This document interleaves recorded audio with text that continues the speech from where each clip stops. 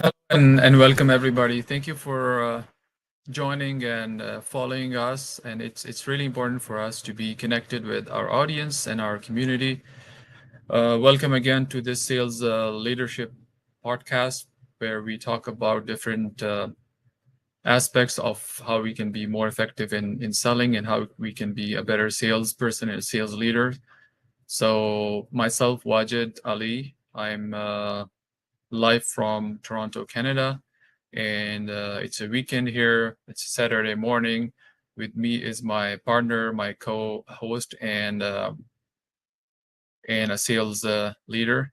So I will just welcome Simon as well. Hey, Simon, welcome. Thank you, Wajid, and thank you everyone for joining. Good morning for those of you joining us today. We really look forward to sharing more insights, bringing more ideas, and sharing obviously more perspectives during this session. I think this is our third session, and we certainly see that there is good interaction, good questions, and we look forward to keep bringing value to the area, to the industry, to the community. Perfect. So as we said, please, whoever is watching it, please make sure that you leave your comments, you leave your feedback. If there's anything that you would like to address more at a deeper level, feel free to send us a text message via LinkedIn or whatever platform you're using, and we'll be happy to address in a timely fashion. So welcome again to this show for Sales Leadership Podcast, and we will just jump ahead right into our topic. So today, this podcast will be going to be very interesting because we have something very insightful that we thought we should bring here, talk about it, exchange some ideas between myself and Simon. And our template is very informal, so it's not a very formal template. We just go very informal, like a fireside chat. We do a normal conversation, and we encourage all of you to take part in it, participate in it, because again, you're live. You can put your comments if you're watching this as a recording. Just even then, you could put your comments, and we'll be seeing those, and we'll be addressing those in a timely fashion. So, Simon, I will start with one of the topic that I think we thought we should bring it to the table, to the show, for the audience, and it is about when we go through the buying process, and we are with our customers, or call it we are with the buyers. And what happens is that sometimes we feel like we are stuck in a deal, or the deal is stuck and it's not moving, it's not progressing, it's not showing any progress. And at that point, we as a sales leaders, or we as a salesperson, we feel like, what is the best strategy? Or the question comes to our mind, what is the best strategy that we can bring here? We can talk about it, and we can kind of perhaps walk through along with our customer, our buyer, to make their journey, I guess, a little bit more efficient, or maybe a little bit more easier for them, because sometimes the buyers themselves, they don't know how to make that decision or take a leap of faith, or maybe they're not clear, or maybe they have multiple options on the table and they're not clear on which option to pick. So there are so many things that I just said in this statement, but I think let's start from the step one. And the question is, if you're stuck in a sales process, if you're stuck in a deal, you cannot proceed to the next step, or your buyer is stuck, how would you influence? What is some of the strategies that you think you would recommend here to our audience? Yeah, and that's quite interesting, Wajid, because one of the things is going back to what you mentioned is going or working or walking with the customer through that journey, right? So it's essential to understand where is that current position of the customer. I like to see the customer's journey into three levels, right? Like number one, awareness is when a customer, a prospect, is understanding if they really have a problem, if they really have a need that they need to solve. Number two is consideration, when they are aware that they already have a need, a solution, and they start researching, they're trying to gather information. And the third level will be decision, right? When a prospect is ready to move forward, and is essential that as a sales professional, you know exactly where is your customer at that point, right? So meeting customers where they are. So if they are, let's say, in the awareness stage, so you need to ask the proper questions, open-ended questions to understand, and actually together kind of uncover that pain, that need, because it might happen that they're just trying to understand what is it that they're trying to solve, right? So I think it's important to meet those customers at that stage. Either, I mean, if they're at the awareness stage, if they're working toward considering a solution, or if they already have a solution in mind. And then, as you said, right? I mean, if you get to a point that if you don't have a clear understanding on that customer journey, you cannot move forward. You might get stuck, because I mean, there's no way to unstuck that process, right? So it's essential to understand that current stage where you are located at this point with the customer, and then have a clear picture where is it that you want to go, right? What is it that you're trying to accomplish? So starting with a clear understanding on that desired state, that final state, but most importantly, understanding where you're currently situated. And that also goes for the customer, understanding what is the stage that they're currently at. Yeah, perfect. So that's a great. I think this is a good point, a good segue now to take a little bit of, I guess, dive into the topic. And what I'm gonna do here is I'm asking my audience here, whoever is watching or watching this as a recorded session later on, take a pen and pencil, or a pen and paper, or maybe you take notes on your phone.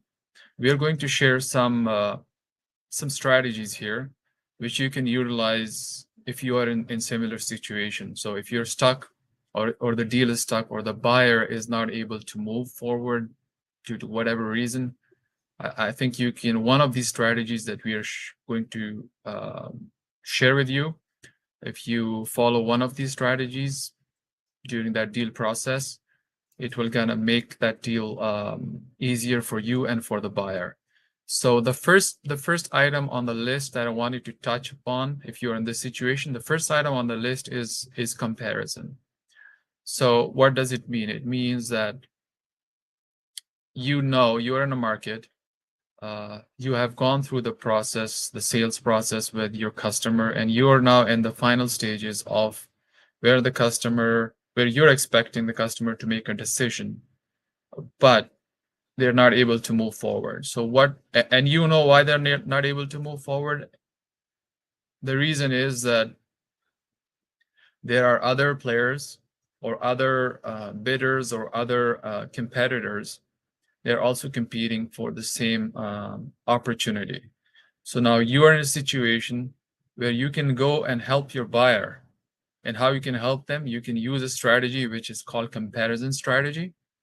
So you can make a list of comparison between yourself and your competitors. It could be one competitor, it could be number of competitors. So make a spreadsheet, or make a list, or maybe make a one-page presentation where you can use a sort of a model where you can have a checkbox of what options you have got and what options your competitors have got. And by doing so, you're making it easier for the buyer to understand that your offer is more valuable and what value you're bringing to the table, right?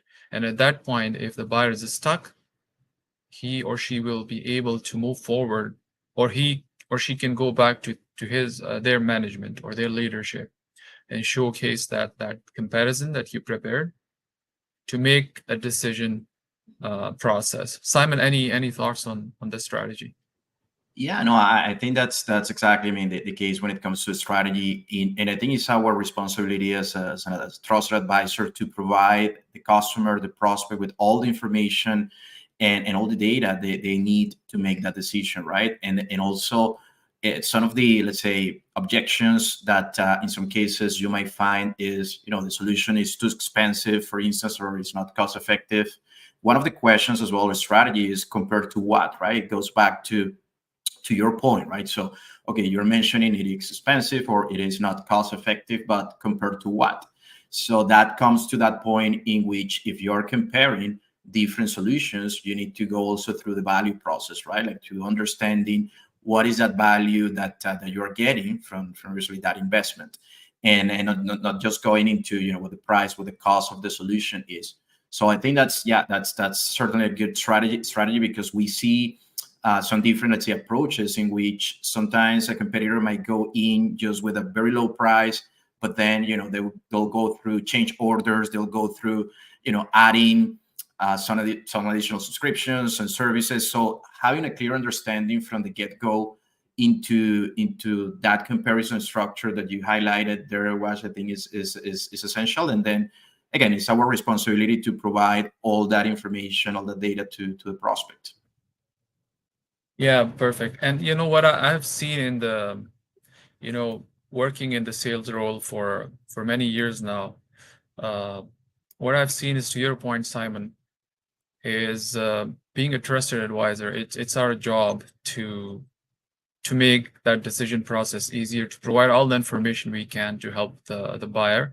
But at the same time, I think it helps us as a team or as a person or as an organization. It helps us also to build the credibility, to build the rapport.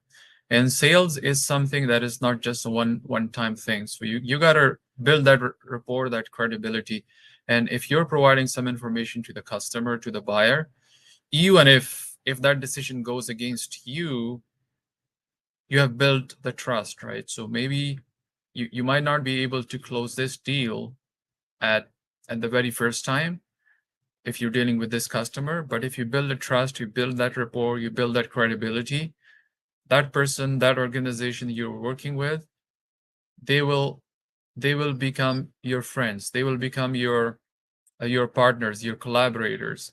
And down the road, you would see that they'll be more open to the conversations, and you may be able to close more deals in the future. So just think sales as a long-term thing as opposed to being just a short-term one-time thing. And this was one of the strategy which is called comparison strategy. But if you use it wisely, if you use it to basically educate your buyer, you're gonna build a long-term relationship. And I think it's very important to have that mindset. Yeah, and also another thing to add, Wajid, when it comes to the comparison model is understanding or providing information about the total cost of ownership, right? Oftentimes we see that customers prospect might see the price as a one-dimensional aspect, but when we take into consideration all the different elements, all the different dimensions that encompasses the total cost of ownership, that value might change, right? So if you are selling a complex solution, a complex system, it's important that you highlight that total cost of ownership, because the upfront cost might be perhaps higher than the competitors, but you need to look at the life cycle of that solution, right? What is the maintenance, services, reliability, the cost of, if you're going with a more cost-effective solution, but it's probably less reliable, what's the cost of that potential lack of reliability, right? If you're in a critical type of environment, what happens if this alternative solution fails, and how is that affecting your operation? So looking not only at the upfront cost, but that total cost of ownership, or that life cycle of the project, the solution that or the system that you're selling or positioning. Yeah, that's an excellent point. And I think typically what happens is, and if it's a process, it is a topic where we can take more time and talk about it, but it's a very high level. We are touching upon it for the community, just so the sales community, to help them and kind of share the insights. But one final note on that thing that you just said, Simon, about the cost of ownership. Typically, what happens is that people look at, especially from the buyer's mind, they have multiple offers on the table, and they just look, sometimes, not every time, but sometimes they just look at the price tag, and they make that decision based on the price tag. So if you were to provide like a complete comparison, comprehensive comparison, making them understand what is the total cost of ownership, what are the things that is missing in offer B, C, D, or whatever, how many offers there are.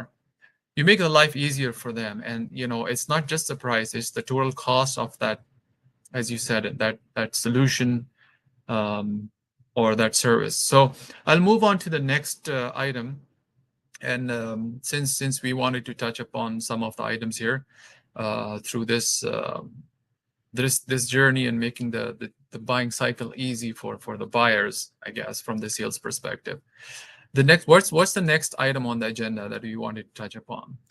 Yeah, the other thing that we wanted to highlight is more about that return of investment from the customer perspective, and also the cost of inaction, right? So I think it's tied to what we have been discussing. Is once you compare and once the customer has all the information, all the data that they can go through, they need to also keep in mind that or consider that return through the life cycle of that solution, and also the cost, not only cost of inaction, but also cost, as we touch on, is if you're going toward a less reliable solution, what's the potential cost, the potential implication of going with a less reliable solution, with a lower quality, with like not as complete support, level of support. So those things, I think they need to be considered when we're making a decision from the customer perspective, and we need to arm obviously prospects with all that information, and ultimately the cost of inaction as well, right? We see that in some cases customers, they have too much information, too much obviously details and data, that they just react by just doing nothing, right? So what is that potential cost of doing nothing in your environment, in your process, in your obviously your cycle? So those are things that I think we wanted to highlight as well. Okay, perfect. So let's talk about the first one. If you were to give sort of an example or maybe an analogy for the cost of inaction, right? So if to make it easier, maybe just elaborate a little bit for the community here. Give an analogy or an example for cost of inaction so that people understand what does it mean. Yeah, and there are, let's say, when if we look at our industry, in the energy industry, and we can look at, let's say, the electrical sector, for instance, is very common. Let's say a utility company, they might need to replace protection systems, let's say, for instance, or an automation system, because it's already outdated. Perhaps it's not as reliable as it used to be. It doesn't take the latest updates, the latest configuration. So it's, in a way, is potentially affecting, or is going to potentially affect your reliability if you don't change it, or if you don't update it to a more reliable and kind of a latest system, right? So the cost of inaction, if they don't, the customer, if they don't move forward with a solution, they have the risk. It's all about risk as well, that legacy system, that outdated system might fail, and that implies obviously not only reliability impact to that company, it might obviously imply loss of revenue, business continuity, and like affecting business continuity and potentially even reputation of that organization. So we need to look at the impacts or consequence with from that lens, right? I mean, what's the cost of inaction? If the customer is not ready at this point, going with the proper solution, and the status quo is having that risk, right, of not going with the solution they need to have at this point. Yeah, that's I think an excellent example from the energy segment of the market. But I'm gonna take another example here. So, for example, if you are selling a technology, a solution to a manufacturing plant, right? And whatever manufacturing plant it is, could be anything. But what happens is, if they have a machine, it's running 24/7. They can't stop it, right? That's the challenge. So they can't stop a machine, but they know that there's a problem in the machine, and if they're not able, if they don't change, or they don't take a planned outage on that unit will end up into more damages, meaning that it may become unrepairable at one point.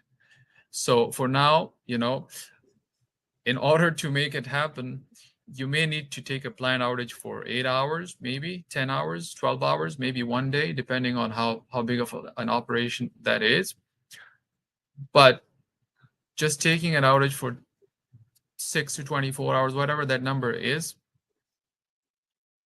you are protecting yourself. To your point, you're protecting yourself, you're protecting your operation, you're making it more reliable so that you don't incur losses for a long term. It could be months or years if that machine runs out and you have to replace the entire machine, right?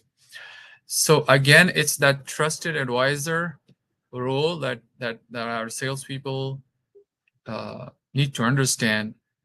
And I guess we need to be more educated on how we need to walk along with our customer, right? We need to make sure that we work in a way with our customers that they feel we are part of their team. They feel that we're working for their benefit, right? They feel that we're bringing value to their table. Um, Sometimes, I guess what I recommend to my team and the people I work with, that selling is something that you have to go sometimes counterintuitive, meaning that yes, you need to sell a product or a solution, but you don't need to come across to your buyers as a salespeople. You need to come across as a partner, as a collaborator, or maybe, for lack of a better term, as a friend, as a companion in the process, to make them feel more comfortable and give them a peace of mind. So I think I said a lot in a short time, but I think it's really important for us to understand. So any last comments on this topic before we move on to the next one? Yeah, I think it's important coming from that with that mindset of a problem solver, right? And to your point, I mean, you're not here to necessarily sell a solution, a service, a system. You're here to solve a problem.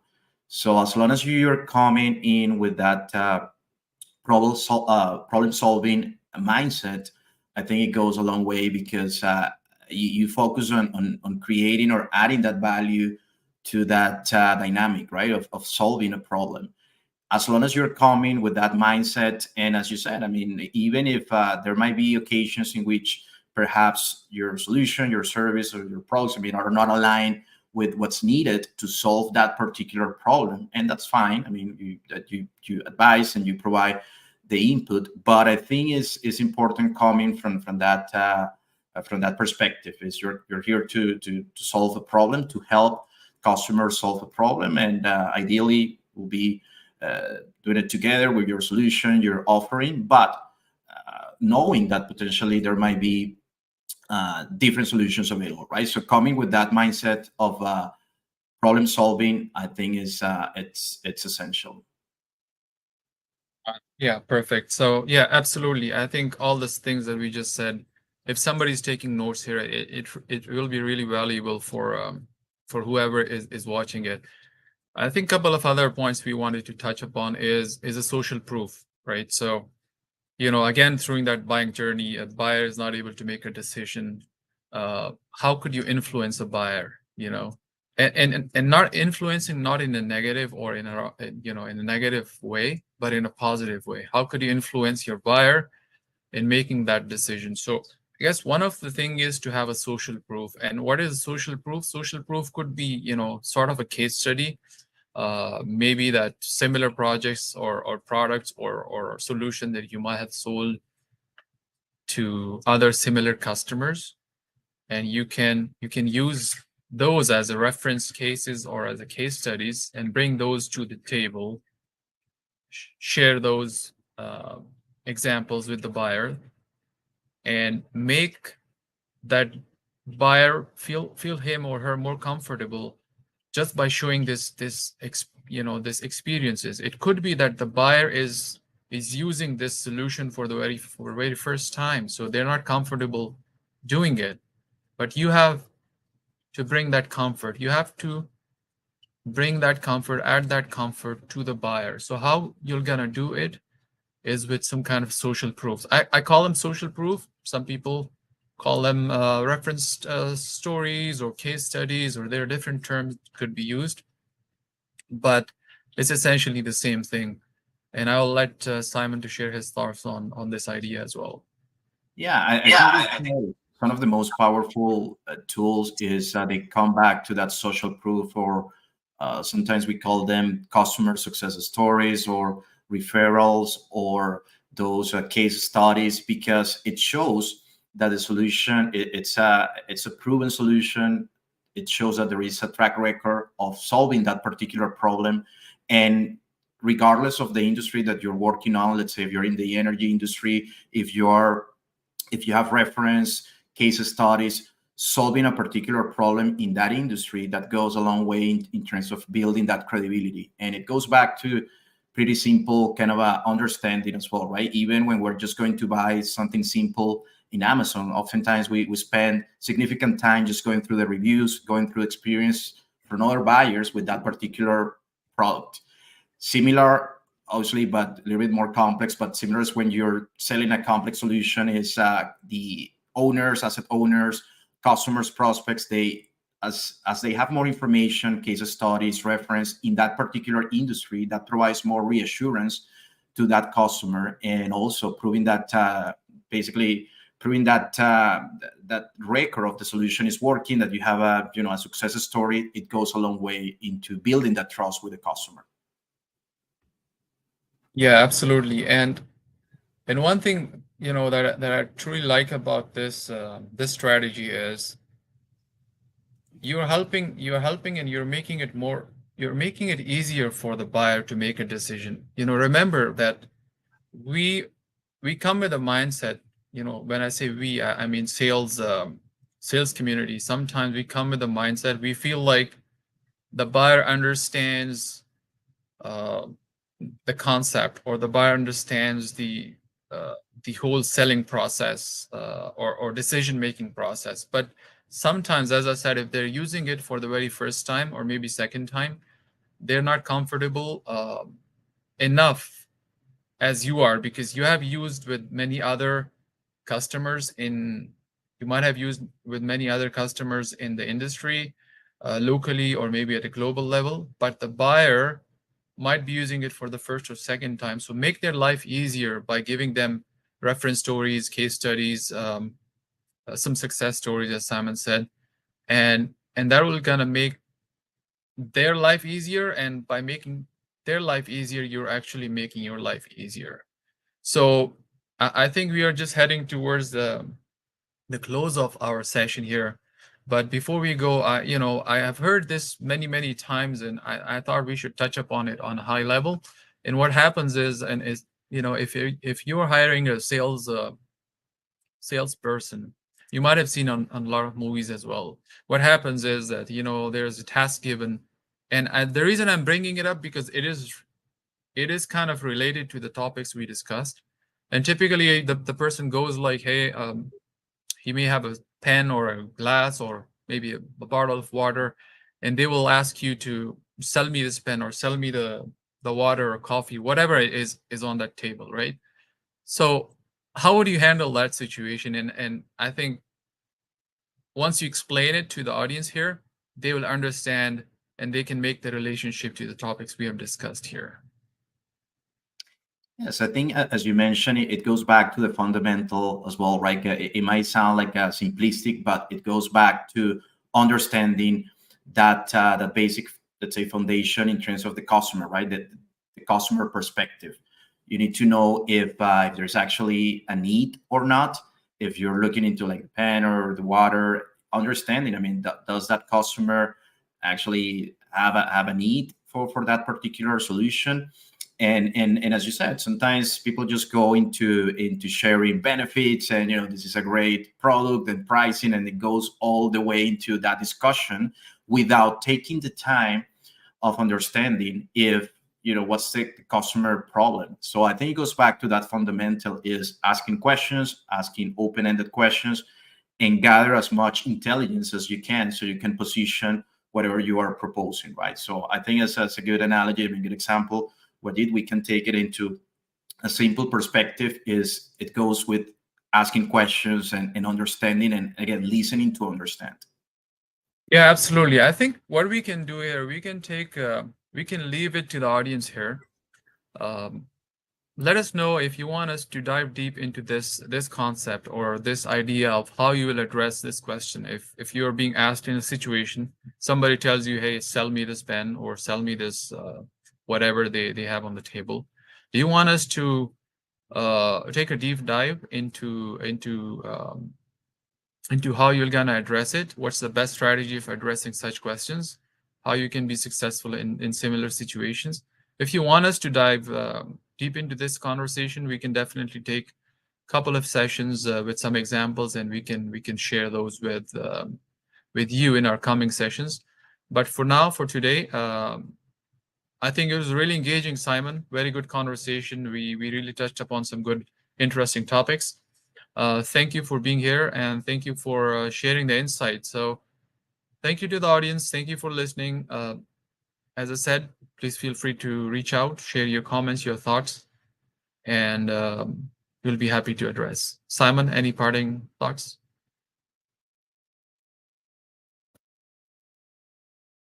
I think you're on mute, Simon, for some reason.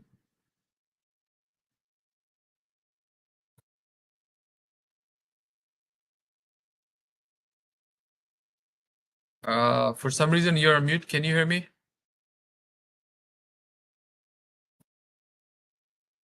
All right, that's okay. I can wrap it up here, and we can get back to our audience if they have any questions. Again, thank you very much, and we'll talk again soon.